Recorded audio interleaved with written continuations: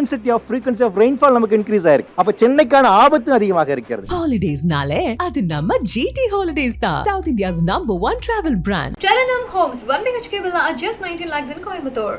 பட்டாசுனா அது 1 kg குட்டி Japan crackers. Online bookings open on 90% offer. உலக நாடுகள் ஐயப்பாடே உங்களுக்கு பேரிடர்வு. இந்த நூற்றாண்டு 21ஆம் நூற்றாண்டு பேரிடர்வுக்கு எதிர்கொள்ள வேண்டிய ஒரு தருணம். 20 சென்டிமீட்டருக்கு மேலே மழை பெய்யும். அப்படி மழை பெய்கிற காலத்தில் நீர் அங்கங்கே தத்தளிக்கும். ஸோ கடைசி 10 வருஷத்தில் பார்க்கும்போது 7-8 வாட்டி நமக்கு 200 மில்லிமீட்டருக்கு மேலே ஒரே நாளில் பதிவாகிறத பார்க்குறோம். குறுகிய நாட்களில் நமக்கு அந்த பீரியட் இன்டென்சிட்டி ஆஃப் ரெயின்ஃபால் நமக்கு வரும். அதனால தான் நம்ம டிசம்பர் மாதத்தில் அந்த கடைசி மழை எப்பயுமே நம்ம ஒரு பெருமழையாக மாறும்போது நம்ம சேதம் மாறுறது நம்ம பார்க்கணும். ரெடிக் ஜான் சொன்ன மாதிரி the intensity of frequency of rainfall நமக்கு இன்க்ரீஸ் ஆயிருக்கு. அவர் சொன்னார் கடந்த 150 ஆண்டுகளில் 15 முறை மட்டும்தான் நமக்கு அதிகப்படியான மழை வெள்ளம் வந்திருக்கிறது. ஆனால் கடந்த 30 ஆண்டுகள் ஏன் கடந்த 10 ஆண்டுகள் இதோட இன்டென்சிட்டி அதிகமாக இருக்கா. அப்போ உங்களுக்கு frequency of extreme climatic events அதிகமாயிட்டே இருக்கு. அப்போ சென்னைக்கான ஆபத்து அதிகமாக இருக்கிறது. இன்னைக்கு சென்னையில் இருக்கின்ற முக்கிய பிரச்சனையை பொறுத்த பார்த்தோம்னா கார்பன் வெளியேற்றம் அதிகரித்திருக்கிறது. சி ஸ்டெப் அப்படிங்கிற ஸ்டடி என்ன சொல்லியிருக்கு அப்படின்னா 7% of Chennai will be under water அப்படின்னு சொல்றாங்க. இதே அளவு ஒரு கிரீன் ஹவுஸ் கேஸ் எமிஷன்ஸ் இருந்தது அப்படின்னா 2100க்குள்ள 17% of Chennai will be under water அப்படின்னு சொல்றாங்க. The climate bombs has started ticking அப்படின்னு சொல்றாரு. இதை கேட்கும்போது ஒரு காமனர் ஒரு பப்ளிக்கு எப்படி இருக்கும்? ஸோ இந்த லாஸ்ட் 10,000 இயர்ஸ் தான் பூமியோட ஆவரேஜ் டெம்பரேச்சர் அப்படிங்கிறது 13 டிகிரி செல்சியஸ் இருக்கு அப்படின்னு சொன்னாங்க. இந்த 13 டிகிரி செல்சியஸ் இன்னைக்கு 14.5 டிகிரி செல்சியஸ் ஆயிருக்கு. கடந்த 150 வருடங்களில் 1.5 டிகிரி செல்சியஸ் உயர்ந்திருக்கிறது. அடுத்த இன்னும் 30 ஆண்டுகளுக்குள்ளாக அது 2 டிகிரி செல்சியஸ் இன்க்ரீஸ் ஆயிட்டாங்க. அப்படி பார்த்துட்டீங்க அது உயர்ந்தது அப்படின்னா கடந்த 8 லட்சம் வருடங்களில் இல்லாத அளவுக்கான ஒரு புதிய நிலையை நாம் சந்திக்கிறோம். தமிழகத்துக்கு 65 நாள் மழை பெய்யணும். அந்த 65 நாள் மழையில இப்போது சமீப காலமா 5 நாளிலிருந்து 15 நாட்களுக்குள் பெய்ந்து விடுது. எதிர்பாராத கிளைமேட் எக்ஸ்ட்ரீமிட்டிஸ்ன்னு சொல்றாங்க. இதை உங்களுக்கு கணிக்க முடியல. வங்கக்கடலை கணிக்க முடியாதனால இனிமேல் வருகிற பேரிடர்கள் திடீர் மழை தான். பிளான்டா இல்லாம இது ஒரு அன்பிளான்டு சிட்டி டெவலப்மெண்டா ஆகிட்டு இருக்கு. இது தொடர்ந்து நடந்துகிட்டு இருக்கு அப்படிங்கறதா பிரச்சனை. அதுல மணலி மாதிரியான இடங்கள் மூழ்கிறதுக்கு வாய்ப்பு இருக்கு. அதே மாதிரி சென்னையில இருக்கக்கூடிய பல இடங்கள் மூழ்க வாய்ப்பு இருக்கு. தேனாம்பேட்டை பெல்ட் தண்ணிக்கு அடியில போக வாய்ப்பு இருக்குங்கிற மாதிரியான விஷயங்கள் சொல்லியிருந்தாங்க. இது என்னன்னா ஒரு டாமினோஸ் எஃபெக்ட் தான். கிளைமேட் சேஞ்ச் அப்படிங்கிறது இன்டர்நேஷனல் லெவல்லயே நமக்கு இருக்கு. இது சீ லெவல் ரைஸ் ஆகிறதுனால பாதிப்பு அதிகமா இருக்கலாம் அப்படிங்கிறது இருக்கு. அது சென்னைங்கிறது தலைநகரமா இருக்கிறதுனால சென்னை மூழ்கிறதுக்கான வாய்ப்புகள் அதிகமா இருக்குங்கிறது. சீ லெவல் ரைஸ் மட்டும் தான் நமக்கு பிரச்சனை பேசிட்டு இருக்க முடியாது. அதை தாண்டி சீ ஃப்ளட்டிங் ஒன்று இருக்கு. கடல் மட்டம் உயர்ந்து இப்படிதான் உள்ள தண்ணி வரணுங்கிற அவசியம் இல்ல. ஆற்று நீர் வழியாக ரிவர்ஸ் வாட்டரிங் உள்ள வருவதற்கான ஆபத்து இருக்கு. கலாட்டா வழங்கும் காலநிலை மாற்றமும் தாக்கமும் என்ற சிறப்பு வட்டமேசை கலந்துரையாடலுக்கு உங்களை அன்போடு வரவேற்கிறோம். சமீபத்தில் வெளியான அறிக்கை ஒன்று சென்னை மக்களை கலக்கத்தில் ஆழ்த்திருச்சு அப்படின்னு சொல்லலாம். ஒரு தனியார் நிறுவனம் எடுத்த அந்த ஒரு ஆய்வறிக்கை அப்படிங்கிறதுல வரும் 2040ஆம் ஆண்டுக்குள்ள சென்னையோட 7% நிலப்பகுதி அப்படிங்கிறது கடலுக்குள் மூழ்கக்கூடிய அபாயம் இருக்கு அப்படின்னு தெரிவிச்சிருந்தது தான் இந்த அச்சத்திற்கான காரணம். வந்தாரை வாழ வைத்த சென்னை வருங்காலத்தில் இந்த இயற்கை பேரிடரிலிருந்து எப்படி பாதுகாத்து வைக்க போகிறோம்? ஒட்டுமொத்த உலக சமூகமும் இந்த சென்னையை கண்டு அச்சப்பட ஒரு சூழ்நிலையில் இருக்கிறதா? அந்த அளவுக்கு காலநிலை அப்படிங்கிறது மாறி இருக்கிறதா? என்ன காரணம்? பல விஷயங்களை விவாதிக்கலாம். எல்லாருக்கும் வணக்கம். ஃபஸ்ட்டு அமைச்சர்கிட்ட இருந்து இந்த அறிக்கை வந்ததிலிருந்து சென்னை மக்கள்கிட்ட ஒரு பதட்டத்தையும் வருங்காலத்தை நினச்சி ஒரு கவலையையும் பார்க்க முடியுது. அதெல்லாம் பேசுகிறதுக்கு முன்னாடி இப்போ டிசம்பர் வந்துருச்சு. அதோட பெரிய கவலை என்ன பண்ண போகிறோம் அப்படின்ட்டு. உங்களுடைய கருத்து அப்படிங்கிறத பதிவு பண்ணுங்க மக்களுக்காக. காலநிலை மாற்றமும் அதன் தாக்கமும் என்கின்ற ஒரு தலைப்பிலேயே உங்களுடைய ஒரு முக்கியமான விவாதத்தை கலாட்டா நிறுவனம் ஏற்பாடு பண்ணியிருக்கேன். அதுக்காக வாழ்த்துக்கள், பாராட்டுக்களை நான் தெரிவித்துக் கொள்கின்றேன். காலநிலையில் மாற்றம் ஏற்பட்டிருக்கு. அதனால் ஏற்படக்கூடிய தாக்கம் இரண்டையும் தான் நாம் விவாதிக்க போகிறோம். இது காலநிலை மாற்றத்தால் ஏற்படக்கூடிய இந்த பிரச்சனைகள் பார்த்தால் இது உலகளாவிய ஒரு முக்கியமான பிரச்சனை. இன்றைக்கி ஒட்டுமொத்த மனித சமுதாயத்தையும் மிகப்பெரிய அச்சுறுத்தலுக்கு உட்படுத்தியிருக்கு. அந்த அடிப்படையில் தான் நமது மாண்புமிகு தமிழ்நாடு முதலமைச்சர் அவர்கள் 2021 பொறுப்பேற்ற உடனேயே சுற்றுச்சூழல் துறையை சுற்றுச்சூழல் மற்றும் காலநிலை மாற்றத்துறை என்ற பெயர் மாற்றம் செய்து காலநிலை மாற்றத்தால் ஏற்படக்கூடிய பாதிப்புகளை தடுப்பதற்கான பல்வேறு நடவடிக்கைகள் மேற்கொண்டு வந்திருக்கிறார். அந்த அடிப்படையில் சென்னை பற்றிய உங்களுடைய கருத்துக்கள், அந்த ஆய்வு அறிக்கைகள் சொன்னாலும், குறிப்பாக பல்வேறு ஆய்வு அறிக்கைகள், பல்வேறு தகவல்கள் வந்து கொண்டே தான் இருக்கின்றன.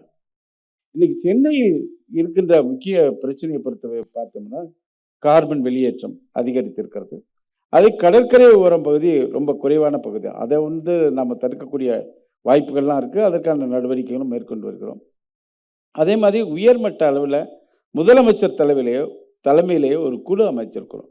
இந்த மாதிரி பாதிப்புகளை மீட்டெடுப்பதற்காக பல்வேறு அறிஞர்களை அமைத்து, அந்த குழுவை அமைத்து அதற்கான கூட்டங்களும் நடைபெற்றிருக்கிறது. இப்படி இந்த பணிகள்லாம் மேற்கொண்டு வருகின்ற சூழ்நிலையில் ஒவ்வொருவரும், அரசாங்கம் மட்டுமே இந்த பணிகளை மேற்கொள்வது ஒரு மக்கள் இயக்கமாக நாம் அதனை மேற்கொள்ள வேண்டும். குறிப்பாக இந்த காலநிலை மாற்றத்தால் ஏற்படக்கூடிய பாதிப்புகளை தடுப்பதற்கு முடிந்த வரைக்கும் முதலில் நாம் மரங்களை நடவு செய்ய வேண்டும். பொது போக்குவரத்தை அதிகப்படுத்த வேண்டும். நாம் பயன்படுத்துகின்ற மின்சாரத்தினுடைய அளவை கட்டுப்படுத்த வேண்டும். நாம் பயன்படுத்துகின்ற மின்சாரத்தினுடைய, அதாவது ரெனபிள் எனர்ஜி, புதுப்பிக்கத்தக்க எரிசக்தியை பயன்படுத்த தொடங்க வேண்டும். இப்படி பல்வேறு பணிகளை மேற்கொள்கின்ற பொழுது சென்னை நகரத்தையும் பாதுகாக்க முடியும், தமிழ்நாட்டையும் பாதுகாக்க முடியும். ராமச்சந்திரன் சார், சார் சொன்னாங்க அரசு வந்து பல முன்னெடுப்புகளை காலநிலை மாற்றம் தொடர்பாக பல முன்னெடுப்புகளை எடுத்துட்டு இருக்காங்க அப்படின்னு சொன்னாங்க. காலநிலை மாற்றம் அப்படின்னு சொல்லி நம்ம தமிழ்நாடு அளவில் பேரிடர்களை சந்திக்கும் போது ஒட்டுமொத்தமாக எல்லாருடைய கவனம் அப்படிங்கிறது தலைநகரத்தை நோக்கி இருக்கும். பாதிக்கப்படுற மக்களாக இருக்கட்டும், ஐயோ டிசம்பர் வந்துடுச்சு அப்படிங்கிறது மாதிரிலாம். சென்னை அப்படிங்கிறது ஒரு காலத்தில் எப்படி இருந்துச்சு, இப்போ எப்படி மாறி இருக்கு, என்ன காரணம் சென்னை அப்படிங்கிறது அதிக அளவு பாதிக்கப்படுறதுக்கு இந்த காலநிலை மாற்றத்தினால? காலநிலை மாற்றம், அதிகமான கார்பன் உமிழ்வு. கார்பன் உமிழ்வு வந்து உங்களுக்கு எந்த நாட்டில் கார்பன் உமிழ்வு சென்றாலும் மேலடுக்கு மண்டலத்துக்கு போனோம்னா அது உலகத்தின் பொருள். அது நமக்கு இந்தியாவுக்கோ இல்லை தமிழ்நாட்டுக்கோ சொந்தமும் இல்லை, நம்மளால் எரிச்சதுன்னு சொல்கிறதுக்கு அளவிடவும் முடியாது. வானமண்டலத்துக்கு போச்சுன்னா அது உலகளாவிய பொருள். இதில் வந்து உலகளாவிய இந்த நூற்றாண்டு வந்து இப்பொழுது வந்து பெரிய உலக நாடுகள் ஐயப்பாடே வந்து உங்களுக்கு வந்து பேரிடர்வு. இந்த நூற்றாண்டு 21ஆம் நூற்றாண்டு பேரிடர்வுக்கு எதிர்கொள்ள வேண்டிய ஒரு தருணம். இதில் நமக்கு மரம் நடுதல் ஒரு பகுதி, எரிசக்தி குறைத்தல் ஒரு பகுதி, தனி மனித வாழ்க்கையில் நெறிமுறைகளோடு எரிசக்தியை குறைத்தல், தனி மனிதனுடைய இயற்கை மேலாண்மையில் தன்னையும் உட்படுத்திக் கொள்ளுதல், இப்படி ஒரு பல அம்சங்களை கொண்டது இது. ஆனால் இதில் சென்னை ஏன் உங்களுக்கு எனக்கு ஒன்றும் புரியவில்லை. உலகத்திலேயே ஜார்ஜ் ஃபோர்ட் தான் வந்து வெள்ளையர்களுடைய நல்ல ஒரு ஆட்சி கட்டிடம் என்று பெயர் வாங்கியது. அது இன்றைய வரலும் ஆட்சி கட்டிடமாக பெயர் வாங்கிட்டு இருக்கு. அது அழியாமல் மற்ற ஆழ்வார்பேட்டை எப்படி அழியும்? ஆகவே என்னன்னு கேட்டால் பயமுறுத்தல், அந்த சீஸ்டப்புங்கிற ஒரு நிறுவனத்தினுடைய அதனுடைய மதிப்பீடு எனக்கு மிகவும் வருத்தமாக இருந்தது. காரணம், உலகளாவிய அளவில் தமிழ்நாட்டை பொறுத்தவரையிலும் கடல் மட்டம் உயர்தலில் என்னுடைய உயர்வு ஆய்வு தான் அதிகம். அதில் வந்து உலகளாவிய ஆய்வறிக்கையில் தான் நான் செய்துள்ளேன். நம்மளுடைய ஆய்வறிக்கை பிரகாரம் 95 சென்டிமீட்டருக்கு மேலே வந்து 2050 உயராது. அப்படி 95 சென்டிமீட்டருங்கிறது வந்து இன்றைக்கு உள்ள அளவுக்கு நம்ம 2.5 மீட்டர் உயரத்துக்கு மேலே இருக்கும். உங்களுக்கு இன்னைக்கு உள்ள சென்னையில் உள்ள மெரினா கடற்கரை எல்லாமே நம்மளுடைய ஆட்சி கட்டிடம் ஜார்ஜ் ஃபோர்ட்டு மற்றும் நம்ம டிஜிபி ஆஃபீஸ் இருக்கட்டுங்க, எல்லா இடத்துலையுமே மினிமம் குறைந்தபட்சம் 2.5 மீட்டர் உயர்வில் இருக்கும். அந்த 90 சென்டிமீட்டர் உயர்வில் நமக்கு எந்தவித பாதிப்பும் இல்லவே இல்லை. எதில் காரணம் வருகிறது என்று கேட்டால், உங்களுக்கு அக்டோபர், நவம்பர், டிசம்பர் இது வந்து நமக்கு வங்கக்கடலிலிருந்து மழை பெய்யணும். நார்த் ஈஸ்ட் மான்சூன்னு பேர். இந்த வடகிழக்கு பருவக்காற்றினுடைய தன்மை என்னன்னு கேட்டிங்கன்னா, வெதர்மேன் தம்பி ஜானுக்கு தெரியும். தாழ்வு மண்டலம்னு ஒன்று ஏற்பட்டால் தான் அந்த மழை வரும். அதுக்கு தாழ்வு மண்டலம் வரலைன்னா அந்த மழை பெய்யாது. அப்படி ஒரு இயற்கை சூழ்நிலை அந்த வங்கக்கடலுக்கு. அந்த தாழ்வு மண்டலம் வந்து ரொம்ப தீவிரமாக மாறும் பொழுது தான் அது புயலாக மாறும். தீவிர புயலாக மாறிச்சுன்னா ரொம்ப சேதாரம் உள்ளதாக இருக்கும். இது எதிர்காலத்தில் கூடுதலாக இருக்கும். இப்போ இவர்கள் வந்து நமக்கு அன்றாடம் நமக்கு வந்து உங்களுக்கு வானிலை அறிக்கை வேற. நாங்கள் வந்து காலநிலை அறிக்கையில் உள்ள விஞ்ஞானிகள், ஆய்வாளர்கள் என்ன பண்ணுவோம், 100 ஆண்டுகள் 50 ஆண்டுகளாக இதனுடைய தன்மை எப்படி மாறி இருக்கிறது அப்படிங்கிறத நாங்கள் வந்து ஆய்வு செய்யும் பொழுது, இனிமேல் வந்து உங்களுக்கு 65 நாள் உங்களுக்கு வந்து தமிழகத்துக்கு வந்து 65 நாள் மழை பெய்யணும். அந்த 65 நாள் மழையில் இப்போது வந்து சமீப காலமாக 5 நாளிலிருந்து 15 நாட்களுக்குள் பெய்து விடுகிறது. நமக்கு வந்து அந்த மழை காலங்கிறது அக்டோபர், நவம்பர், டிசம்பர் 15ஆம் தேதி வரையும் அந்த 2.5 மாதங்கள் இருக்கும். ஜூன், ஜூலை சவுத் வெஸ்ட் மான்சூனில் நமக்கு குறைவான மழை தான். அதில் ஒரு பெரிய பாதிப்பு இல்லை. ஏன்னா உங்களுக்கு அதிகமான மழையை வந்து மேற்கு தொடர்ச்சி மலை தடுத்துருது. அது வந்து மலையாள நாட்டுக்கு அந்த மலையாள பகுதிக்கே வந்து போயிடுது. நமக்கு ஒரு ஆபத்து இல்லை. அக்டோபர், நவம்பர், டிசம்பர் ஒவ்வொரு வருடமும் நமக்கு வந்து இனிமேலுக்கு வந்து எதிர்பாராத கிளைமேட் எக்ஸ்ட்ரீமிட்டிஸ்ன்னு சொல்கிறாங்க. இதை வந்து உங்களுக்கு கணிக்க முடியல. வங்கக்கடலை கணிக்க முடியாதனால இனிமேல் வருகிற பேரிடர்கள் வந்து திடீர் மழை தான். மழையினுடைய அளவை நம்ம சொல்ல முடியாது. வானிலை அறிக்கை வந்து கரெக்டாக சொல்லலை, முன்னாடியே சொல்ல. வயநாடு மேலே பெரிய புகார் வந்து வானிலை அறிக்கை தரமானதா இல்லைன்னு. வானிலை அறிக்கை வந்து உங்களுக்கு வந்து ஆரஞ்சு சிகப்பு விளக்கு அப்படிங்கிற பகுதிக்கு தான் அறிக்கை தான் கொடுக்க முடியும். இவ்வளவு துல்லியமாக வந்து இந்த இடத்துல அடிக்கும்னு யாராலும் கணிக்க முடியாத அளவுக்கு இன்று மழை 55 சென்டிமீட்டர் மழை பெய்தது என்ற காரணம் வந்து உங்களுக்கு திடீர் மேகத்தினுடைய உடைப்பு. அது வந்து அந்த ஒரு மலையே நகர்த்தி கொண்டு போய் 8 மைல் வந்து நிரப்புது, 8 கிலோமீட்டர் நிரப்புது. அத்தகைய தீவிரமான இனிமேல் மழைக்காலங்கள் உண்டு. அதிலும் வந்து அக்டோபர், நவம்பர், டிசம்பர் சென்னைன்னு இல்லைங்க, கடலோர மாவட்டங்கள் நகர்ப்புறங்களில் இருக்கணும். சென்னை என்ன பிரச்சனைன்னு கேட்டிங்கன்னா, சென்னை வந்து 1640 இருந்துட்டு 1940 50 வரலும் இந்தியா சுதந்திரம் அடைகிற வரலும் இருந்தது. 1910 போட்டால் வந்து நீர் போக்குவரத்து தான். உங்களுக்கு வந்து அதுக்கு மேலே வந்து ட்ரைனேஜ்லாம் அந்த காலத்தில் செய்யலை. தற்பொழுது வந்து சென்னை மாநகரம் முழுவதும் வந்து அவங்க வந்து நமக்கு எல்லா நீரும் வெளியேற்றத்திற்கான எல்லா வேலையும் முடித்துட்டாங்க. ஆனால் என்ன அதில் ஒரு இது இருக்குன்னு கேட்டிங்கன்னா, ஒரு அரசாங்கமோ ஒரு பொறியாளர்கள் நிலையோ ஒரு நாட்டில் இவ்வளவு குடியிருப்புகள் இருக்குது, இந்த 200 சென்டிமீட்டர் மழை வரலாம் தான் தாங்கும். 200 மில்லிமீட்டர், ஏதாவது 20 சென்டிமீட்டர் மழை. 20 சென்டிமீட்டருக்கு மேலே நம்ம மனிதனுக்கு தேவையும் இல்லை, நம்ம கட்டுமான பணியும் பண்ண முடியாது. ஏன்னா உங்களுக்கு வந்து எங்கெங்கே கொடுக்க முடியுமோ அவ்வளவுக்கும் வந்து உங்களுக்கு நீர் போக்குவரத்துக்கு எல்லா வேலைகளையும் முடித்து விட்டார்கள். ஆனால் எங்கே குறைன்னு கேட்டிங்கன்னா, 20 சென்டிமீட்டருக்கு மேலே மழை பெய்யும். அப்படி மழை பெய்கிற காலத்தில் அங்கங்கே நீர் வந்து அங்கங்கே தத்தளிக்கும். நீர்பிடிப்பு பகுதியிலிருந்து வருகிற மழை திடீர் மழை தானே, திடீர் மழை நீர்பிடிப்பு பகுதியிலிருந்து வரும் பொழுது கடலும் வந்து சீற்றத்தில் வந்து கடல் வாங்காது. உடல் வாங்காத போது 2.7 மீட்டர் 3 மீட்டர் அளவுக்கு உயரமாக இருக்கும் கடல் மட்டம். அந்த நேரத்தில் இங்கிருந்து நீர்பிடிப்பு பகுதியிலிருந்து போகிற தண்ணி வாங்காது.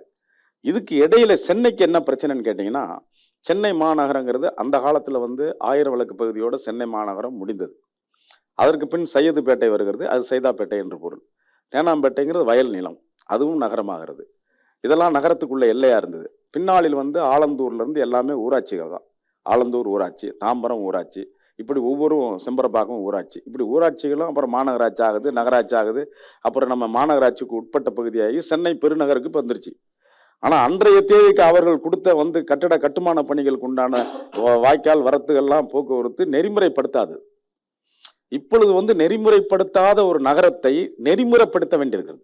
இதில் தான் சிக்கல். இந்த சிக்கலை தவிர்க்கும்படியான நம்மளுடைய பொறியாளர்களை பொறுத்தவரையிலும் பாராட்டணும். இதே மேலைநாட்டு பொறியாளர்களை வர சொல்லி அவர்களை இந்த மாதிரி சிக்கலான நகரத்துக்கு நீங்கள் வடிகால் வாய்க்கால் கொடுங்கன்னா ஓடிடுவான். நம்ம ஆட்கள் எவ்வளவு எல் ஷேப்பாக இருந்தாலும் ஒய் ஷேப்பாக இருந்தாலும் அத்தனைக்கும் வந்து வடிகாலுக்கு வந்து இடுக்கு முடுக்கெல்லாம் கொடுத்து வெளியேற்றம் செய்கிறதுல அது மட்டும் இல்லைங்க, ஆபத்து காலங்களில் வந்து 1000 மோட்டார் ராட்சச மோட்டார் வச்சு தான் நம்மளை எல்லாம் உறிஞ்சி வெளியே தள்ளுகிற அந்த பணியை வந்து நம்ம மழை காலத்தில் யாரும் பார்ப்பதில்லை. அடமழை வீட்டுக்குள்ளேயே இருக்கிறோம். அரசு எந்திரம் எவ்வளவு உங்களுக்கு வெளியே வேலை செய்யுங்கிறது வெளியே வரும்போது தான் தெரியும், நீரேற்றத்தை பார்க்குறது. ஆகவே எதிர்காலம் வந்து சென்னையை பொறுத்தவரையிலும் தாழ்வான பகுதிகளில் கண்டிப்பாக வெள்ளத்தின் பாதிப்பும் கூடுதலாக இருக்கும். இந்த ஆண்டு வந்து லானினா பீரியட். லானினாங்கிறது ஒரு உலகளாவிய ஒரு பசிபிக் கடலில் உள்ள செயல். அந்த செயல் வந்து இந்த ஆண்டு அதிகமான மழையை கொண்டு வரும். மேகத்தை அதிகமாக மேற்கு முகம் தள்ளும். மேற்கு முகத்தினுடைய கடைசி இடி வந்து இலங்கையினுடைய கிழக்கு பகுதி, தமிழ்நாடு ஒரிசாவில் உள்ள கிழக்கு பகுதி. ஆக தமிழ்நாடு ஒரிசாவிலிருந்து தமிழகம் உள்ள கிழக்கு பகுதி, இலங்கையினுடைய கிழக்கு பகுதி, இப்பகுதிகளில் வந்து அதிக கனமழையில் சேதாரம் அதிகமாக இருக்கும். வெள்ள மேலாண்மை நம்ம மேற்கொள்ளணும். பிரதீப் ஜான் சார், இயல்பா சார் டிசம்பர் மாதம் வந்துட்டாலே மக்கள் மனசில் வந்து ஐயோ டிசம்பர் வந்துடுச்சு, நீங்கள் நிறைய மீம்ஸ் கூட பார்த்துருப்பீங்க, படங்கள்லாம் வாங்கி வச்சுக்கிங்க அப்படின்ட்டு. இந்த பயம், இந்த தயக்கம் அப்படிங்கிறது அவசியம் தானா? நம்ம பார்க்கும்போது டிசம்பர் மாதம் வந்து நம்ம தமிழகத்தாக இருக்கட்டும் சென்னையாக இருக்கட்டும், இங்கே வந்து அதிகபட்சமான மழை பெய்கிற மாதமாக இல்லாமல் பார்க்குறோம். ஸோ நமக்கு மழை அதிகமாக கொடுக்குற மாதம் பார்த்திங்கன்னா நமக்கு நவம்பர் மாதம், அதுக்கப்புறம் அக்டோபர் மாதம், 3வது நமக்கு வெட்டஸ்ட் மந்த் தான் நமக்கு வந்து டிசம்பராக பார்க்குறோம். பட் ஏன் வந்து அந்த டிசம்பர் நம்ம பார்க்குறோன்னா, நமக்கு அக்டோபரில் நமக்கு வந்து அக்டோபர் 15ஆம் தேதி அந்த நேரத்தில் நமக்கு வந்து வடகிழக்கு பருவமழை தொடங்கும்.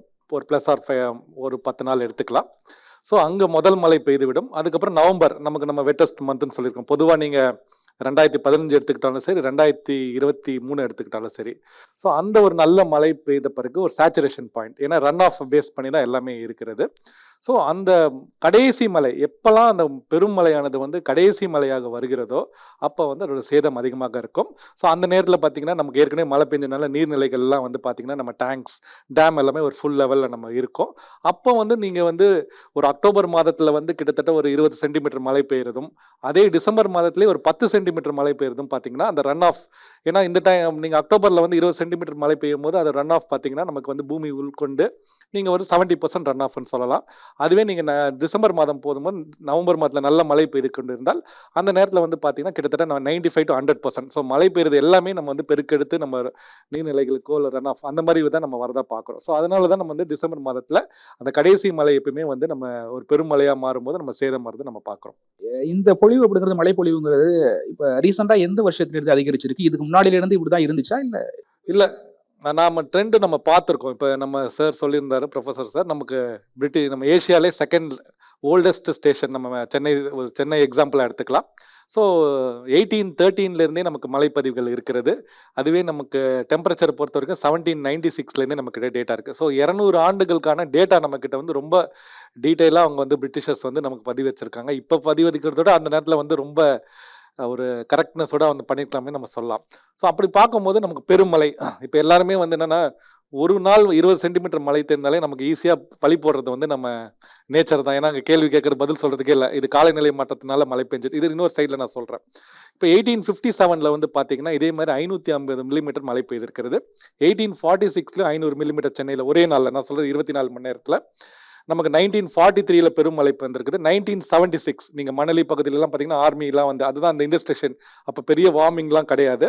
ஸோ நீங்கள் ட்ரெண்டாகவே நீங்கள் பார்க்கும்போது என்னென்னா நமக்கு இந்த பெருமழை நமக்கு வந்து ப்ரொஃபஸர் சார் சொல்லும் போது கூட சொன்னார், நம்ம வடகிழக்கு பருவமழைனாலே நம்ம தென்மேற்கு பருவமழை மாதிரி கிடையாது, அது ஒரு காற்றழுத்த பகுதி சார்ந்த மழை ஆர் நமக்கு ஒரு புயல் சார்ந்த மழையாக தான் நம்ம வரதை பார்க்குறோம். காலநிலை மாற்றத்தை நம்ம எவ்ரி 10 years, ஸோ 76, 85, 96 அது மாதிரி பெருமழை நமக்கு அடுத்துக்கு 2005 நமக்கு பெருமழை கிடைத்தது.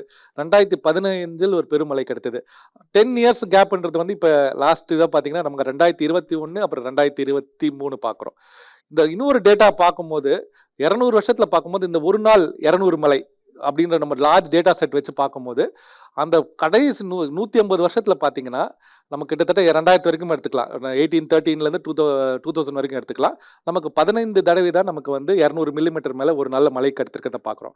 பட் இந்த கடைசி 2000க்கு அப்புறம் எடுத்து பார்த்தீங்கன்னா இதிலே கிட்டத்தட்ட நமக்கு வந்து 10 வாட்டி நம்ம வந்து இந்த 20 வருஷத்துலேயே நமக்கு 200 மில்லிமீட்டர், அதாவது 20 சென்டிமீட்டர் மழை பதிவாகிறத பார்க்குறோம். பர்டிகுலராக 2021 எடுத்து பார்த்தீங்கன்னா கிட்டத்தட்ட 2-3 நாள் நமக்கு வந்ததை பார்த்தோம். 2015 ஸோ கடைசி 10 வருஷத்தில் பார்க்கும்போது 7 வாட்டி நமக்கு 7-8 வாட்டி நமக்கு வந்து 200 மில்லிமீட்டருக்கு மேலே ஒரே நாளில் பதிவாகிறத பார்க்குறோம். ஸோ அந்த குறுகிய நாட்களில் நமக்கு வந்து அந்த பீரியட் இன்டென்சிட்டி ஆஃப் ரெயின்ஃபால் நமக்கு இருக்குது. ஆவரேஜ் வந்து ரொம்ப இன்க்ரீஸ் ஆகலை. பட் நமக்கு 60 நாள் மழையில கிடைக்கிறது வந்து அதே 1400 மில்லிமீட்டர் வந்து 60 நாளில் கிடைக்கிறதுனா இப்போ 30 நாளில் கிடைக்கிற மாதிரி வந்திருக்கு. ஸோ அந்த மாதிரி இன்டென்சிட்டி ஆஃப் ரெயின்ஃபால் அதிகமாகிறது பார்க்குறோம். அர்பனைசேஷனால அதோட இம்பாக்டும் நம்ம அதிகமாகிறது நம்ம பார்க்குறோம். சென்னை வந்து நம்ம நிறைய பாதிக்கப்படும் போது வெளியூர் மாவட்டங்களை சேர்ந்தவங்க வந்து இயற்கை அந்த அளவுக்கு தொந்தரவு பண்ணீங்கல்ல அனுபவிங்க அப்படிங்கிற நியூஸையும் பார்க்க முடியும். சென்னை அப்படிங்கிறது ஒரு காலத்தில் இப்போ நிறைய பார்க்க முடியுது. ஏரிகள் மேலே தான் ஒட்டுமொத்த சென்னை நகரமே உருவாகி இருக்கு அப்படின்னு ஒரு பக்கம் சொல்கிறாங்க. ஒரு பக்கம் வந்து முன்னாடிலாம் ஆயிரக்கணக்கான ஏரிகள் இருந்துச்சு, அதில் 90% காணவில்லை அப்படின்னு சொல்கிறாங்க. ஒரு இயல்பான சென்னை அப்படிங்கிறது 100 வருஷத்துக்கு முன்னாடி எப்படி இருந்துச்சு, எப்படிலாம் இது வந்து அழிக்கப்பட்டிருக்கு, ஆக்கிரமிக்கப்பட்டிருக்கு? அது ஒரு டிரான்சிஷன் அப்படிங்கிறது தான். அதாவது என்னென்னா நீங்கள் சொல்கிற மாதிரி இந்த நிறைய மீம்ஸ் அப்படிங்கிறது நம்ம பார்க்குறோம். காலநிலை மாற்றம் அப்படிங்கிறது ஒரு பகுதியில் வந்துட்டு அது வந்துட்டு ஒரு மீம்ஸ் கண்டென்ட்டாக ஒரு நகைப்புக்குரிய விஷயமாக பார்க்கிறது. ஆனால் அதனுடைய இயல்பு அப்படிங்கிறது அப்படி இல்லை, ரொம்ப மோசமான நிலைமை இருக்குது. இப்போ நீங்கள் ஒரு எக்ஸாம்பிள் சொல்லணும்னா தமிழகத்தில் ஒரு 75 ஆண்டுகள் சுதந்திரப்பட்டு ஆயிடுச்சு. இது நாள் வரைக்கும் நம்ம வந்து காலநிலை மாற்றத்துக்கு தனியாக ஒரு அமைச்சர் இது வரைக்கும் இருந்ததே இல்லை. ஸோ ஃபர்ஸ்ட் அமைச்சர் இவர் தான். காலநிலை மாற்றத்துக்குன்னு ஒரு அமைச்சரவை தேவைப்படுகின்ற நிலைமையில் நாம் இருக்கிறோம் அப்படின்னா அந்த சீரியஸ்னஸ் நம்ம வந்து புரிஞ்சுக்கணும், அந்த கிராவிட்டி வந்து புரிஞ்சுக்கணும். இதுக்கு வந்து ஒரு தனி ஒரு அமைச்சகம் வேண்டும், தனி ஒரு டிபார்ட்மெண்ட் வேணும், ஐஏஎஸ் ஆஃபீஸரில் அதுக்கு ஒரு தனி ஒரு டைரக்டர் வேணும், அப்படின்னு ஒரு 3 மிஷன்ஸ் வேணும் அப்படின்னு இந்த அளவுக்கு பேசுகிறோம் அப்படின்னா அப்போ இதுக்கு பின்னாடி இருக்கக்கூடிய அந்த எந்த அளவுக்கு ஆபத்தில் நாம் இருக்கிறோம் அப்படிங்கிற இதை எப்படி சுருக்கமாக புரிந்து கொள்ளலாம் அப்படின்னு பார்த்தீங்கன்னா, இப்போ கடந்த ஒரு 10,000 வருடங்களுக்கு இல்லை பூமி தோன்றி இந்த லாஸ்ட் 10,000 years இது வந்து ஹாலசின் அப்படின்னு சொல்லுவாங்க, ஹாலசின் பீரியட் அப்படின்னு சொல்லுவாங்க. இந்த 10,000 வருடங்கள் பூமி ஒரு சமநிலையில் இருக்குது, இந்த டெம்பரேச்சர் ஒரு சமநிலையில் இருக்குது. இந்த சமநிலைக்கு ஏற்ற அளவில் தான் நம்மளோட சிவிலைசேஷன் இருக்குது. நம்ம இங்கே இருக்கக்கூடிய கட்டுமானங்கள் எல்லாமே லாஸ்ட் இந்த 10,000 இயர்ஸாக நம்ம என்ன லேர்ன் பண்ணியிருக்கோங்கிறது தான். ஸோ இந்த லாஸ்ட் 10,000 இயர்ஸ் தான் பூமியோட ஆவரேஜ் டெம்பரேச்சர் அப்படிங்கிறது 13 டிகிரி செல்சியஸ் இருக்குது அப்படின்னு சொல்கிறாங்க. 13 அல்லது 13.9 டிகிரி, எனிவே 13 டிகிரி செல்சியஸ். இது 13 டிகிரி செல்சியஸ் இன்னைக்கு 14.5 டிகிரி செல்சியஸ் ஆயிருக்கு. கடந்த 150 வருடங்களில் 1.5 டிகிரி செல்சியஸ் உயர்ந்திருக்கிறது. அடுத்த இன்னும் 30 ஆண்டுகளுக்குள்ளாக அது 2 டிகிரி செல்சியஸ் இன்க்ரீஸ் ஆகிடாங்க. அப்படி பார்த்துட்டீங்க அது உயர்ந்தது அப்படின்னா கடந்த 8 லட்சம் வருடங்களில் இல்லாத அளவுக்கான ஒரு புதிய நிலையை நாம் சந்திக்கிறோம். மனித இனம் ஹோமோசேப்பியன்ஸ் தோன்றி 2 லட்சம் வருடம் தான். இந்த 2 லட்சம் வருடங்களில் இல்லாத அளவுக்கு காற்றில் இன்னைக்கு கார்பன் டை ஆக்சைடோட அளவு இருக்கு, மீத்தேனோட அளவு இருக்கு. ஸோ லாஸ்ட் ஒரு 8 lakhs இயர்ஸாக பார்க்காத ஒரு புதிய யுகத்தை, புதிய எக்கோசிஸ்டத்தை நாம் சந்திக்கிறோம். அப்போ இந்த ஒரு மாற்றம் என்ன செய்யணும்? அப்போ இது சென்னைக்கான ஒரு பிரச்சனை இல்லை, ஒட்டுமொத்த பூமிக்கான பிரச்சனை, ஒட்டுமொத்த இந்தியாவுக்கான பிரச்சனை, ஒட்டுமொத்த தமிழகத்துக்கான பிரச்சனை. சென்னை ஏன் அதிகமாக கவனம் பெறுகிறது அப்படின்னா, நாம் இங்கே நிறைய மீடியா இருக்கோம், இங்கே 1 கோடி பேர் இருக்கோம்.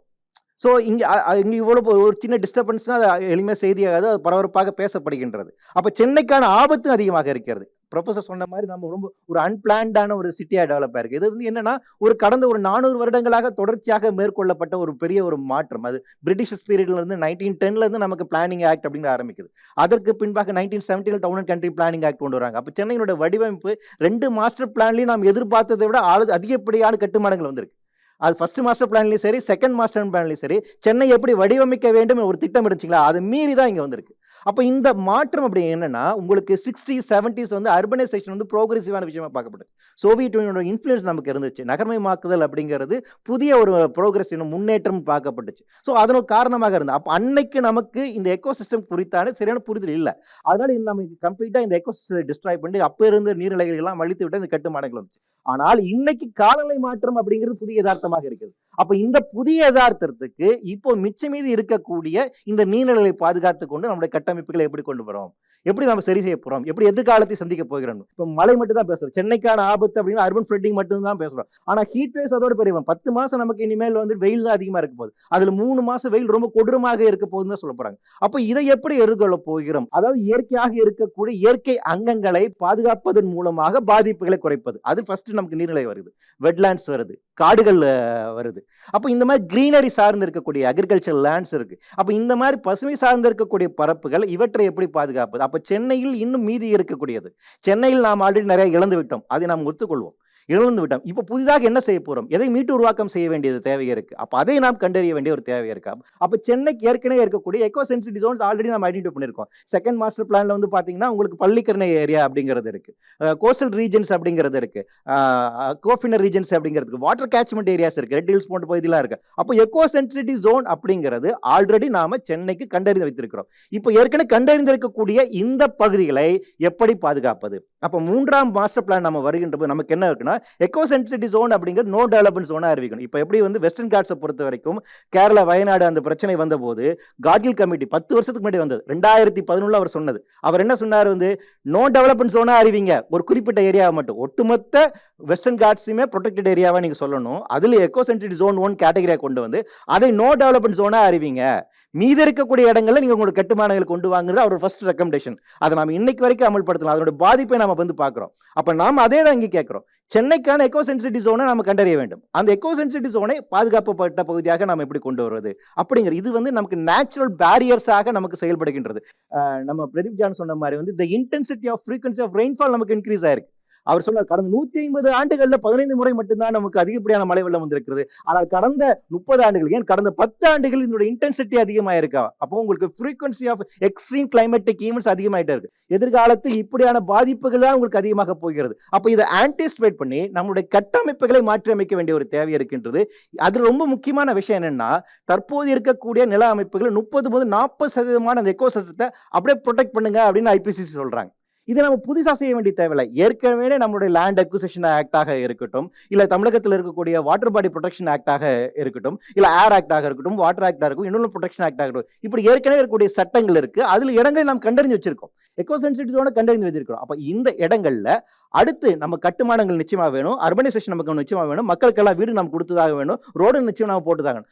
ஆனால் அது எப்படி நாம எக்கோ சென்ட்ரிக்கா செய்ய போறோம், கிரீன் ஆர்கிடெக்சர் மூலமாக அதை எப்படி கொண்டு போக போகிறோம்? அப்ப இந்த வடிவமைப்பு, இந்த திட்டங்கள் அப்படிங்கிற தேவை இது சென்னையிலிருந்து நம்ம ஆரம்பிக்க வேண்டியது இருக்கு. ஏன்னா ஒட்டுமொத்த பாப்புலேஷன் நமக்கு இங்க சென்னை மட்டுமே இருக்கும். அப்போ சென்னையில் மட்டும் 1 கோடி பேர் இருக்கும், தமிழகத்தில் இருக்க 7 கோடி ஜனத்தொகையில் 1 கோடி பேர் இங்கே அதிகமாக இருக்கா. அப்போ சென்னையை வந்து நம்ம எப்படி ப்ரொடெக்ட் பண்ண போகிறோம்? அப்போ இந்த பாப்புலேஷன் அது இன்க்ரீஸ் ஆச்சுன்னா இதோட கேரிங் கெப்பாசிட்டி என்ன? இன்னைக்கு நீலகிரியினுடைய கேரிங் கெப்பாசிட்டி நம்ம வந்து படிக்கிறோம், அது ஆய்வுப்படுத்திருக்கிறோம். ராமேஸ்வரத்தினுடைய கேரிங் கெப்பாசிட்டி ஆய்வு செய்வதற்கான குழு அமைக்கப்பட்டுள்ளது. அப்போ சென்னைக்கான ஒரு கேரிங் கெப்பாசிட்டி என்ன? சென்னை எந்த அளவுக்கு தாங்கும் அப்படிங்கிற ஒரு கேள்வி இருக்கு. காடுகளுடைய தன்மை மாறிட்டு இருக்கு. அடுத்த 2050ஆம் ஆண்டுக்குள்ளாக நம்மளுடைய காடுகள் அனைத்துமே தான் ஃபாரஸ்டாக மாறிடும் ஸ்டேட் ஆஃப் ஃபாரஸ்ட் ரிப்போர்ட் சொல்றாங்க. அதில் இந்த முள்காடுகளை புதற்காடுகளாக மாறிவிடும் சொல்றாங்க. அப்படின்னா ஹியூமன் அனிமல் கான்ஃபிளிக்ட் அந்த பக்கத்தில் எவ்வளவு வரும் பாருங்க. காட்டுத்தீ எவ்வளவு? தமிழ்நாட்டில் என்னைக்காச்சும் காட்டுத்தீ நம்ம கேள்விப்பட்டிருக்கோமா? பிப்ரவரி மாதம் போன வருஷம் காட்டுத்தீ இங்கே வருதுங்க. அப்போ தமிழகத்தில் காட்டுத்தீ வருவதற்கு இங்கே பாதிப்புகள் அதிகமாக இருக்கு. அப்படின்னா நம்ம காடுகளில் என்ன ஆகிட்டு இருக்கு அப்படிங்கிற ஒரு கேள்வி இருக்கு. எனக்கு தெரிஞ்சு ஈஸ்டர்ன் காட்ஸ் பற்றி டெம்பரேச்சர் சேர்ந்து வந்து ப்ரொஃபஸர் மட்டும் ஸ்டடி பண்ணியிருக்காரு. அப்போ நம்ம மக்கள்கிட்ட இங்கே இருக்கக்கூடிய ஒரு கேள்வி அப்படிங்கிறதுனா இந்த மாதிரி மீம்ஸ் அப்படிங்கிறது நிச்சயமாக தேவைதான். அது மக்கள் ஒரு விதத்தில் நம்ம வந்து அவங்கள எஜுகேட் பண்ணுறோம் அல்லது ஒரு சென்சிடைஸ் பண்ணுறோம். என்னுடைய அரசாங்கம் காலநிலை மாற்றத்திற்கு என்னுடைய பகுதியில் என்ன செய்திருக்கிறது அப்படிங்கிறது அந்த கேள்வி இருக்கு இல்லைங்களா? அப்போ அந்த மீம் அப்படிங்கிறது அதுலேருந்து வரும். நீங்கள் சென்னையில் வந்துட்டு எல்லாம் ஊரை விட்டு காலி பண்ணிட்டு போகிறாங்க அப்படிங்கிற மீம் போடுறீங்க, ரைட்டு, அது மட்டும்தான் இருக்கு. அதை தாண்டி இருக்கு இல்லைங்களா? இங்க பிரச்சனை அப்படிங்கிறது பூதாகரமாக இருக்குது. இன்னைக்கு ஏன் இங்க டெங்கு வந்து அதிகமாக இருக்கு? டெங்கு அப்படிங்கிற வச்சிருக்கலாம். இந்த டெங்கு கொசு இருப்பதற்கு முக்கியமான காரணம் டெம்பரேச்சர் இன்க்ரீஸ்ங்கிறாங்க. போன வாரம் ஹிந்துவில் கூட அது ஒரு சர்வே அப்படிங்கிறது வந்துச்சு. வெக்டர் பார்ன் டிசீஸ் வந்து கிளைமேட் சேஞ்ச்னால அதிகமாக இருக்கும். அப்போ நோய் முதற்கொண்டு ஜூனாட்டிக் டிசீஸ் முதற்கொண்டு அதிகமாக இருப்பதற்கான இருக்கும். அப்போ ஒரு துறையில் ஏற்படக்கூடிய பாதிப்பு இல்லை. இது வெறும் நீங்க மழை மட்டுமல்ல, வெயில் மட்டுமல்ல, புயல் மட்டுமல்ல, இந்த மாதிரி ஜூனாட்டிக் டிசீஸும் அதிகமாகலாம். இன்னும் சொல்ல போனா இடிமின்னல் தாக்குதலே அதிகமாகிட்டு இருக்கிறாங்க. இதனால வரைக்கும் அதை பத்தி யாரும் யோசிக்கல. வெதர் ஆட்ரிபியூட்டிவ் சயின்ஸ் அப்படிங்கிற நம்ம இன்னைக்கு தான் வந்து பேசிட்டு இருக்கோம்.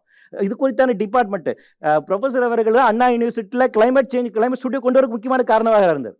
இப்போ இந்த ரீசன் அவர் அப்போ பேசிட்டு இருக்காங்க. நாங்களாம் அது 30 வருஷத்துக்கு முன்னாடி பேசிட்டு இருந்தோம்ப்பா, இப்போ தான்ப்பா இதுக்கான கான்ஃபரன்ஸே நடத்துறாங்க சொல்லிட்டு இருக்காங்க. அப்போ என்னன்னா இந்த அளவுக்கு நம்ம இன்னும் அட்வான்ஸ் பண்ண வேண்டியது இருக்கு. இந்த துறை ரீதியாக இருக்கக்கூடிய இன்னும் ஃபேக்கல்டிஸ் நம்ம இன்க்ரீஸ் பண்ண வேண்டியது இருக்கு. அப்போ இது குறித்தான பெரும்பாலான மக்களுக்கு ஒரு புரிதலையும் இதுக்கு ஒரு விவாதத்தை ஏற்படுத்த ஒரு தேவை இருக்குது. ஆக அந்த மீம்ஸ் அப்படிங்கிறத ஒரு ஆரம்ப புள்ளியா நான் எடுத்துக்கொள்கிறேன். ஜெயபிரபா மேம், இப்போ சார் சொன்னது மாதிரி இந்த மீம்ஸ் அப்படிங்கிறது அது ஒரு சின்ன ஒரு துவக்கமாக இருக்கட்டும் அப்படின்னாலும் நிறைய இன்னைக்கு பார்த்தோம்னா வந்து சமூக வலைதளங்களில் சென்னை மூழ்க போகுது, அடையாறில் வீடு வாங்காதீங்க, பள்ளிக்கரணையில் வீடு வாங்காதீங்க அப்படிங்கிற நிறைய செய்திகள் அப்படிங்கிறத பார்க்க முடியுது. இது போன்ற செய்திகள் அப்படிங்கிறது மக்கள்கிட்ட என்ன விதமான தாக்கங்களை ஏற்படுத்தும் அப்படின்னு நினைக்கிறீங்க? சார், மக்கள்கிட்ட என்ன விதமான தாக்கங்கள் அப்படிங்கிறத விட பர்சனலாக இப்போ நானே வீடு வாங்குறதுக்கு யோசிக்கிறேன் சார். சென்னையில் நான் சென்னைக்கு வந்து ஒரு 11 வருஷம் ஆயிடுச்சு. எஸ்ஆர்எம் யூனிவர்சிட்டியில் தான் வேலை பார்க்குறேன். நானே வந்து வீடு வாங்குறதுக்கு யோசிக்கிறேன். ஸோ என்னோட ஸ்டெப் அப்படிங்கிற ஸ்டடி என்ன சொல்லியிருக்கு அப்படின்னா 7% of Chennai will be under water அப்படின்னு சொல்கிறாங்க. இதே அளவு ஒரு க்ரீன் ஹவுஸ் கேஸ் எமிஷன்ஸ் இருந்தது அப்படின்னா 2100க்குள்ள 17% of Chennai will be under water அப்படின்னு சொல்கிறாங்க. இப்போது ஐபிசிசியோட ஒரு யுனைடெட் நேஷன்ஸோட செக்ரட்டரி ஜெனரல் வந்து அந்த கான்ஃபரன்ஸை ஆர்கனைஸ் பண்ணும்போது அவர் ஸ்டார்ட் பண்ணும்போதே என்ன ஸ்டேட்மெண்ட் சொல்கிறான்னா, the climate palms has started ticking அப்படின்னு சொல்கிறாரு. இதை கேட்கும்போது ஒரு காமனர், ஒரு பப்ளிக்கு எப்படி இருக்கும்? ஒரு வெடிகுண்டு வந்து இது டிக் பண்ண ஆரம்பிச்சிருச்சு அப்படின்னு ஒரு கான்ஃபரன்ஸ், ஒரு குளோபல் வில்லேஜ். இப்போ நம்ம வந்து சென்னை இல்லை தமிழ்நாடு இல்லை இந்தியா அப்படின்னு பேச முடியாது. இப்போ நம்ம ஒரு global village like mitigation strategies பற்றி பேசுகிறாங்க. இப்போ எல்லாருமே அடாப்டேஷன் ஸ்ட்ராட்டஜிஸ் பற்றி தான் நம்ம இப்போ பேசிகிட்டு இருக்கோம். இப்போ கிளைமேட் அதோட இம்பேக்ட் அப்படிங்கிறத மிட்டிகேஷன் பண்ணுறது நம்ம கையில் இல்லவே இல்லை. அது வந்து டெவலப்டு கண்ட்ரீஸ் கையில் தான் இருக்குதுன்னு சொல்கிறாங்க.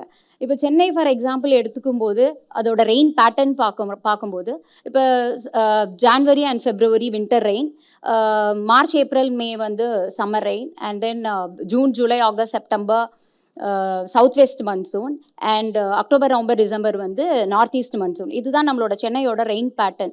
இதில் ஒரு 100% ரெயின் வருது அப்படின்னு எடுத்துக்கிட்டோம் அப்படின்னா அதில் 50% அப்ராக்சிமேட்லி 47% வந்து நம்மளுக்கு நார்த் ஈஸ்ட் மன்சூனாலேயே வருது. நார்த் ஈஸ்ட் மன்சூனால் வர்ற ரெயினால் வர்ற ஃப்ளட்ஸ் எல்லாம் நாங்கள் வந்து ஒரு பப்ளிக்காக நாங்கள் அதோட கோத்ரூ பண்ணுறோம், அதோட பெயினை அனுபவிக்கிறோம். இடுப்பு வரைக்கும் உள்ள தண்ணியில் வந்து நான் இப்போ ரீசெண்டாக வீடை வெக்கேட் பண்ணும்போது அவ்வளோ தண்ணியில் தான் நடந்து போய் நான் என்னோடய வீடை வெக்கேட் பண்ணி இன்னொரு பிளேஸ்க்கு நான் போனேன்.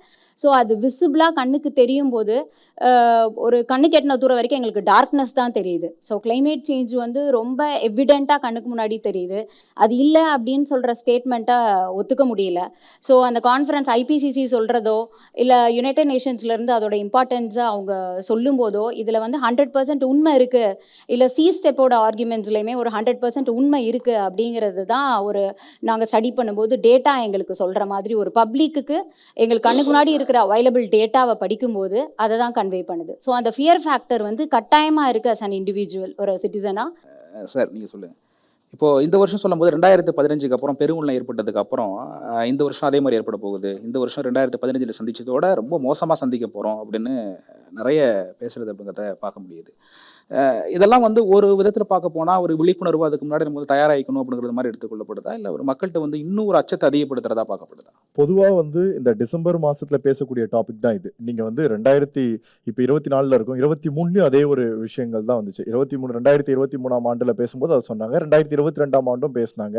ஒவ்வொரு வாட்டி பேசும்போதும் ஒவ்வொரு விஷயங்கள் நடந்துக்கிட்டே தான் இருக்குது. எல்லா இடத்துலையுமே வந்து பிரச்சனைகள் ஊடுருவிட்டு தான் இருக்குது. இன்றைக்கி நம்ம சமூகம்னு பார்க்கும்போது அதை வந்து ஒரு பக்கத்தில் அரசாங்கம் அப்படின்னு சொல்லி அவங்கள ஒருத்தரை மட்டும் நம்ம சொல்லிட முடியாது. சமூகம்ன்றது வாழக்கூடிய ஒவ்வொரு மனிதர்கள் உயிரினங்கள் எல்லாம் சேர்ந்தது தான் அது சமூகம். அப்போ இங்கே அக்கறையும் இதுவும் வந்து எல்லாருக்குமே இருக்கணும். ஒவ்வொரு மனிதர்களுக்கும் அந்த அக்கறை இருக்க வேண்டியது இருக்குது. நாம் என்ன செய்கிறோன்றதை வச்சு தான் நமக்கான விளைவுகளும் நாம் தேடி போயிட்டே இருக்கோம். இன்றைக்கி நாம் பெருவாக சொல்லக்கூடிய பல பகுதிகள் இன்றைக்கி கூட பார்த்திங்கன்னா நீங்கள் சொல்கிற அதே விஷயம் எங்களுக்கும் வந்தது. ஒரு மாதத்துக்கு 1.5 மாதத்துக்கு முன்னாடி பொதுவாக வந்து பார்த்திங்கன்னா இந்த பிரச்சனை வந்ததுக்கு அப்புறமா என்ன பண்ணணும் அப்படின்ற ஒரு ஆக்டில் நாங்கள் வேலை பார்க்க ஆரம்பிப்போம். பட் இந்த வாட்டி என்ன ஆச்சு அப்படின்னா, சென்னை மாநகராட்சி முன்னாடியே இதை பற்றி பேசணும் அப்படின்னு சொல்லிட்டு ஒரு மாதத்துக்கு முன்னாடியே இதற்கான ஒரு மீட்டிங், கலந்தாலோசனை மீட்டிங் கொண்டு வந்து நம்ம சென்னையில் இருக்கக்கூடிய சிறந்த தன்னார்வலர்கள் எல்லாரையும் வர வச்சிருந்தோம். வர வச்சு அதை பற்றி பேசும்போது கூட நம்மளோட சென்னை கமிஷனர் சொல்லும்போது அதான் சொன்னாங்க, இந்த வாட்டி அதிகமாக வரும் அப்படின்றத நாங்கள் எதிர்பார்க்கிறோம். ஆனால் அப்படி எதிர்பார்க்கும் போது அதை சூப்பராக கையாளணும் அப்படின்னா நீங்கள் எல்லாருமே கூட துணையாக நின்னீங்கன்னா, நம்ம எல்லாரும் சேர்ந்து ஒரே ஒரு டீமாக வேலை பார்த்தோம் அப்படின்னா அது நடக்கிறதுக்கு மிகப்பெரிய பாசிபிலிட்டிஸ் இருக்குன்னாங்க. அவர் சொல்கிற கருத்தை நான் ஏற்றுக்க முடியுது. ஏன்னா இன்னைக்கு நாங்கள் பிரிஞ்சு ஏதோ ஒரு இடத்துல யாரோ எங்கேயோ வேலை பார்த்துட்டு இருக்கும்போது அந்த ஒரு விஷயத்தை எங்களால் கண்ட்ரோலே பண்ண முடியாது. நீங்கள் யோசிச்சு பாருங்க, சென்னையில் 15 மண்டலங்கள் இருக்கு. Zone 1ல ஆரம்பிச்சு Zone 15 வரைக்கும் இருக்குன்னு வச்சுக்கோங்க. நீங்கள் Zone 1லேருந்து Zone 15 டிராவல் பண்ணுறது சென்னையிலேருந்து பாண்டிச்சேரிக்கு டிராவல் பண்ணுற மாதிரி கிட்டத்தட்ட 3 மணி நேரம் ஜேர்னி எடுக்கக்கூடிய அளவுக்கு ஒரு மிகப்பெரிய ஒரு இடத்துல நம்ம வாழ்ந்துட்டு இருக்கோம். ஒருத்தவங்க Zone 1லேருந்து 15வது ஜோனில் இருக்கக்கூடியவங்களுக்கு உதவி பண்ணுறதுக்காக தேடி ஓடி வந்தாங்கன்னா அதற்குள்ள அந்த மண்டலத்தில் இருக்கக்கூடியவங்க பார்க்கறது யார் இருப்பான்னு தெரியாது. இவங்களுக்கு இந்த 15 ஜோனில் இருக்கக்கூடிய விஷயங்கள் என்னன்றது தெரியாது. அப்போ அங்கங்கே இருக்கக்கூடிய சரியான நபர்களை எல்லாம் இணைத்து அவர்கள் அரசாங்கத்தோடு இணைத்து கொண்டு அந்த விஷயத்தை சரியாக கையாளும் போது அதற்கான ஒரு பெரிய ஒரு சக்சீடிங் கிடைக்கும். தண்ணீர் போகக்கூடிய வசதிகளை எப்படி பிரிக்க முடியும் அப்படின்னு பார்த்தீங்கன்னா, வேளச்சேரியிலிருந்து பள்ளிக்கரணையிலிருந்து மொத்தம் இருக்கக்கூடிய அந்த ஒரு 3 மண்டலங்களில் இருக்கக்கூடிய எல்லாத்துக்குமே சதுப்பு நில பகுதியில் தான் தண்ணி போய் வெளியில் எடுத்துட்டு ஆகணும். அப்போ அந்த ஒரே ஒரு இடம் தான் இருக்குது. அந்த ஒரு இடத்துக்கு போகக்கூடிய பாதைகளில் எல்லா இடத்துலையும் வீடுகள் இருக்குது, எல்லா இடத்துலையும் மனிதர்கள் வாழ்கிறாங்க. நம்ம வந்து அனுமதி கொடுத்து கட்டப்பட்ட வீடுகள் தாண்டியும் நிறைய பேர் வீடுகள் கட்டிக்கிட்டு இருக்கக்கூடியவங்க இருப்பாங்க. இன்னைக்கு இந்த உலகத்தில் இன்னைக்கு நம்ம சென்னையில் 1 கோடி மக்கள் இருக்காங்கன்னா 1 கோடி மக்களுக்கும் வீடுகள் கிட்டத்தட்ட வந்து 60 70 லட்சம் வீடு தேவைப்படுதுன்னா எத்தனை வீடு கட்டியிருப்பாங்கன்னு பார்த்தீங்கன்னா அதுலேயும் ஒரு விஷயம் இருக்குது. அப்போ நீங்கள் இந்த நாராயணபுரம் அந்த எல்ஐசி நகர் சைடில் பார்த்தீங்கன்னா அங்கேருந்து ரொம்ப அழகாக அந்த தண்ணி போகிறதுக்கான பாதையை கிரியேட் பண்ணியிருக்காங்க. அந்த பாதை போகக்கூடிய இடத்துல ஒருத்தவங்க வீடை கட்டியிருக்காங்க. அந்த வீடு மேலே அவங்களுக்கு அஃபெக்ட் ஆகிடக்கூடாதுன்னு ஒரு வால் வச்சிருக்காங்க. ஒரு கிட்டத்தட்ட 90 அடி ஃபோர்ஸ்லேருந்து வரக்கூடிய தண்ணி அந்த இடத்துல போய் 20 அடியாக சுருங்கி திருப்பி வரும்போது அப்போ என்ன ஆகுது, பேலன்ஸ் இருக்கக்கூடிய அந்த மொத்த ஃபோர்ஸுமே வெளியில் இருக்கக்கூடிய அந்த இடத்துல எல்லாமே வந்து அந்த புழுதிவாக்கம் மடிப்பாக்கம் ஃபுல்லாக அங்கே அவுட் ஆகுது. இந்த மாதிரி ஒவ்வொரு இடத்துல இருக்கக்கூடிய விஷயங்கள்னால நடக்கிறதா. அப்போ நமக்கு என்ன தெரியுது, மழை வரும், மழை வந்தால் இந்த மாதிரி நடக்க தான் போகுது அப்படின்றது நம்ம எல்லாருக்கும் தெரியுது. அப்போ அது வரும்போது வர்றதுக்கு முன்னாடி நாம் எந்த அளவுக்கு ப்ரிப்பேர்டாக இருக்கணும், நாம் என்ன மாதிரியான விஷயங்களை செய்கிறது மூலிமா நம்மளை காப்பாற்றிக்க முடியும், நம்மளை காப்பாற்றிக்கிறத தாண்டி அடுத்த மனிதர்களுக்கு நாம் எப்படி கை கொடுத்து நம்ம அவங்களை தூக்கி விட போகிறோம் அப்படின்ற ஒரு விஷயத்தை தான் முக்கியமாக நம்ம பார்க்க வேண்டியது இருந்தது. ஒவ்வொரு இளைஞர்களும் அந்தந்த ஊரில் இருக்கக்கூடிய ஒவ்வொரு இளைஞர்களும் ஒன்று சேர்ந்து எதற்கும் இருக்கக்கூடிய சங்கங்கள் மற்ற விஷயங்கள்லாம் இருக்க மாதிரி அரசாங்கத்துடன் கைகோர்த்து நிற்கக்கூடிய பலன் வந்து பெரிய பலனை கொடுக்கும். நான் தனியாக பண்ணக்கூடியதை விட இணைந்து செய்யக்கூடியதற்கு ஒரு பெரிய பலன் இருக்கு. அந்த விஷயத்தை நாங்கள் தொடர்ந்து பண்ணிட்டு இருக்கோம். கிட்டத்தட்ட 10,000 மேற்பட்ட தன்னார்வலர்கள் இந்த தமிழ்நாடு வாலண்டியர்ஸ்ன்ற பேரில் அரசாங்கத்தோட இணைந்து பயணிக்கும் போது நான் 30 நாள் செய்யக்கூடிய பணியை என்னால் 3 நாள் செய்ய முடியுது. எந்த இடத்துல எதை வந்து சரி பண்ணணும்னு நினைக்கிறோமோ அதை பண்ண முடியுது. மோகன் சார், 8 மாதத்துக்கு முன்னாடியே நீங்கள் ஒரு வீடியோ போட்டிருந்தீங்க, சென்னையில் சில பகுதிகள் மூழ்க வாய்ப்பு இருக்குது அப்படின்ட்டு. இப்போ இந்த அறிக்கை அப்படிங்கிறதே இப்போ சமீபத்தில் தான் வந்துச்சு. என்ன அடிப்படையில் நிறைய பேர் கேட்டிருந்தாங்க, 2004 வந்து இந்த மாதிரி சுனாமியெல்லாம் வருமா அதையும் சொல்லிடுங்க அப்படின்லாம். சொல்லுங்க, என்ன அடிப்படையில் அது? இல்லை, அது நானாக சொன்னதில்லை. தமிழ்நாடு சென்னை கார்ப்பரேஷன் வந்து ஒரு ரிப்போர்ட் வந்து 2022 வந்து ரிலீஸ் பண்ணியிருந்தாங்க. ஸோ பப்ளிக் கிட்ட இருந்து இன்புட்ஸ் கேட்டிருந்தாங்க. அதில் வந்து மணலி மாதிரியான இடங்கள் வந்து மூழ்கிறதுக்கு வாய்ப்பு இருக்குது. அதே மாதிரி சென்னையில் இருக்கக்கூடிய பல இடங்கள் மூழ்க வாய்ப்பு இருக்குது. தேனாம்பேட்டை பெல்ட் முழுக்க தண்ணிக்கு அடியில் போக வாய்ப்பு இருக்குங்கிற மாதிரியான விஷயங்கள் சொல்லியிருந்தாங்க. இது வந்து என்னன்னா ஒரு டாமினோஸ் எஃபெக்ட் தான்.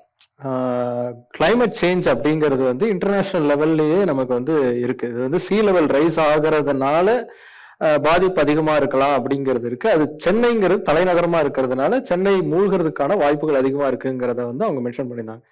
ஸோ இதுல வந்து எக்ஸாஜரேட்டடா எதுவுமே சொல்லலை. அது வந்து கவர்மெண்ட் சைட்ல இருந்து வந்த ரிப்போர்ட் மாதிரி தான் இருந்துச்சு. அதுல இப்போ நமக்கு கிளைமேட் சேஞ்ச்ல இருந்து என்ன நடக்குதுன்னா ஒவ்வொரு இடத்துலயும் ஒவ்வொரு மாதிரி வரும். இப்போ ஃபார் எக்ஸாம்பிள் வந்து போன வருஷம் வந்து எல்னினோனால வந்து பிரேசில்ல வந்து ஒரு ஹைட்ரோ பவர் பிளான்ட்டே வந்து டெம்பரரியா க்ளோஸ் பண்ற அளவுக்கு ஆச்சு. ஸோ ஒரு இடத்துல வந்து பயங்கர அளவுக்கான வறட்சி ஏற்படும், ஒரு பக்கம் வந்து அதிகமான அளவுக்கு மழைப்பொழிவு ஏற்படும், ஒரு பக்கம் வந்து சீ லெவலுங்கிறது ரைஸ் ஆகிறதுக்கு வாய்ப்பு இருக்கு. இதெல்லாம் நடக்கிறதுக்கு வந்து ஸ்டெப் பை ஸ்டெப்பா கொஞ்சம் கொஞ்சமா நடக்கிறதுக்கான வாய்ப்புகள்ங்கிறது இருக்கு. இப்போ வந்து ஓவரால் கிளைமேட் சேஞ்ச்னால எந்த அளவுக்கான பாதிப்புகள் ஏற்படும் அப்படிங்கிறத புரிஞ்சுக்கிட்டு நாம வந்து ஸ்டெப் எடுக்க வேண்டிய அவசியம் இருக்கு அப்படிங்கிறது தான் சார் சொன்ன மாதிரி ஐபிசிசி வந்து மெஷர்மெண்ட்ஸ் வந்து ஒவ்வொரு குறிப்பிட்ட காலத்துல கொடுத்துருக்காங்க. இப்போ 6th ரிப்போர்ட் அப்படிங்கிறது வந்திருக்கு. இந்த இடத்துல எல்லாமே அவங்க சொல்றது வந்து என்னன்னா 2018 இருந்து நம்ம வந்து குளோபல் வார்மிங்கோடைய லெவல் வந்து குறைக்கணும் அப்படிங்கிறத வந்து சொல்லியிருக்காங்க. ஆனா இது வரைக்கும் நடக்கல. 2018 இருந்து இதுவரைக்கும் அதிகமாகிக்கிட்டு தான் இருக்கே தவிர குறையல. இதுல ஒரு பெரிய சேலஞ்சஸ்ங்கிறது நமக்கு இருக்கு. என்னன்னா டெவலப்பிங் கண்ட்ரீஸ்க்கு வந்து குளோபல் வார்மிங்கும் குறைக்கணும், லைக் கிளைமேட் சேஞ்சில் இருக்கக்கூடிய பாதிப்பையும் குறைக்கணும், நாமளும் எக்கனாமிக்கலாக வளரணும். ஸோ அவ்வளோ பெரிய கேப் இருக்குங்கிறதுனால நம்ம கார்பன் எமிஷனை குறைக்கிறதுக்கான வாய்ப்புங்கிறது வந்து ரொம்ப டஃப்பாக இருக்கு. இப்போ 2019 இருந்து 2019 வரைக்கும் இது வரைக்கும் நம்ம வந்து இந்தியாவில் வந்து கிட்டத்தட்ட வந்து 56% அளவுக்கான கார்பன் எமிஷனுங்கிறது அதிகமாக இருக்கு. இன்னும் அதை நம்ம குறைக்கிறதுக்கான ஸ்டெப்பை வந்து இன்னும் முயற்சி செஞ்சுக்கிட்டே இருக்கணும் அப்படின்னு சொல்லியிருக்காங்க. 2070 வந்து ஒட்டு மொத்தமா நம்மளுடைய கார்பன் எமிஷனை குறைச்சு நெட் 0 லெவலுக்கு நம்ம வரணும் அப்படிங்கிறதையும் சொல்லியிருக்காங்க. ஸோ இதுக்கான மெஷர்மெண்ட்ஸ் வந்து ஈச் ஸ்டேட்ஸ் வந்து எடுக்கணும் அப்படிங்கிறது வந்து இந்தியாவுடைய அரசாங்கம் எடுத்திருக்கக்கூடிய முடிவு. அதுல தமிழ்நாடு அரசு வந்து பல மெஷர்மெண்ட்ஸ் எடுத்திருக்காங்க. ஃபார் எக்ஸாம்பிள் வந்து தமிழ்நாடு கவர்மெண்ட் வந்து தமிழ்நாடு கிரீன் கிளைமேட் கம்பெனி அப்படிங்கிற ஒரு தன்னார்வ அமைப்பை ஏற்படுத்தி அதன் மூலமா பல விஷயங்களை வந்து செஞ்சுக்கிட்டு இருக்காங்க. CEW அப்படின்னு கவர்மெண்டோட சேர்ந்து பாலிசி மேக்கிங் பண்ணக்கூடிய விஷயங்களுக்கு வந்து 2 பேரும் சேர்ந்து என்ன மாதிரியான பாலிசிஸை கொண்டு வரலாம் அப்படிங்கிற மெஷர்மெண்ட்ஸ் எடுத்திருக்காங்க. ஃபார் எக்ஸாம்பிள் வந்து 2040 கிட்டத்தட்ட 20-30% வந்து நம்ம கிரீன் எனர்ஜியை நோக்கி போகணும். ஏன்னா 67% வந்து கார்பன் எமிஷன் வந்து நமக்கு எனர்ஜி ப்ரொடக்ஷன்ல இருந்து தான் வருது. நம்ம தேவைப்படக்கூடிய மின்சார உற்பத்தியில தான் அதிகமான அளவுக்கு நம்ம கார்பன் எமிஷனை வந்து நம்ம பண்றோம். ஸோ அதை குறைக்கிறதுக்கான வாய்ப்புகள் என்னென்ன பண்ணலாம், மின்சாரம் வந்து சோலார் எனர்ஜியில் எப்படி கொண்டு வர முடியும், விண்ட் பவரில் எப்படி கொண்டு வர முடியும், ஆஃப் ஷோர்ல இருந்து எவ்வளோ கரண்ட் கொண்டு வர முடியும் அப்படிங்கிறத நோக்கி நம்ம டிராவல் பண்ணணும் அப்படிங்கிறது தான் அதில் வரக்கூடிய மெஷர்மெண்ட்ஸாக இருக்கு. ஆனால் எங்கே நமக்கு பிரச்சனை வருது அப்படின்னா நம்ம வந்து டெவலப்மெண்ட் நோக்கி நம்ம போகிறோம். ஆஸ் அ டெவலப்பிங் கண்ட்ரியாக நம்ம கண்டிப்பாக வந்து ஒரு டெவலப்மெண்ட் நோக்கி நம்ம போகிறோம். ஆனால் அர்பனைசேஷன் அப்படிங்கிறது எல்லாத்தையும் உள்ளடக்கின ஒன்றா இல்லை அப்படிங்கிறது தான் பிரச்சனை. ஏற்கனவே சார்லாம் சொன்ன மாதிரி நம்ம வந்து பிளான்டா இல்லாம இது வந்து ஒரு அன்பிளான்டு சிட்டி டெவலப்மெண்ட்டா ஆகிட்டு இருக்கு. இது தொடர்ந்து நடந்துகிட்டு இருக்கு அப்படிங்கறதா பிரச்சனை. இது நம்ம ஒரு 20 வருஷம் 30 வருஷத்துக்கு முன்னாடி நம்ம வெற்றி செல்வம் சார் சொன்ன மாதிரி நமக்கு பிளான்ட் இல்லாம நம்ம வந்து டெவலப்மெண்ட் ஆயிருச்சு அப்படின்னா ஓகே.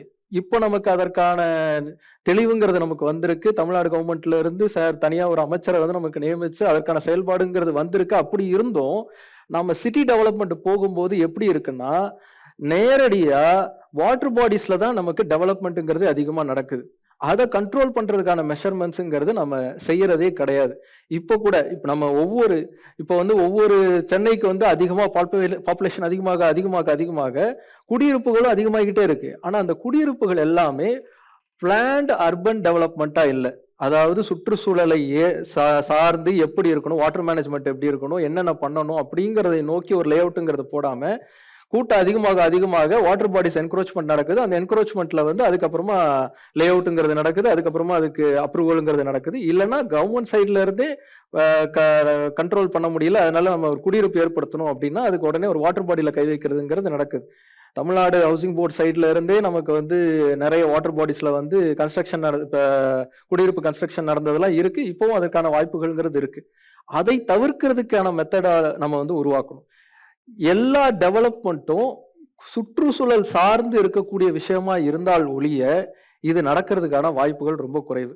சென்னை மட்டும் இல்ல, தமிழ்நாடு முழுக்கவுமே இந்த பிரச்சனைங்கிறது அதிகமாயிட்டே இருக்கு.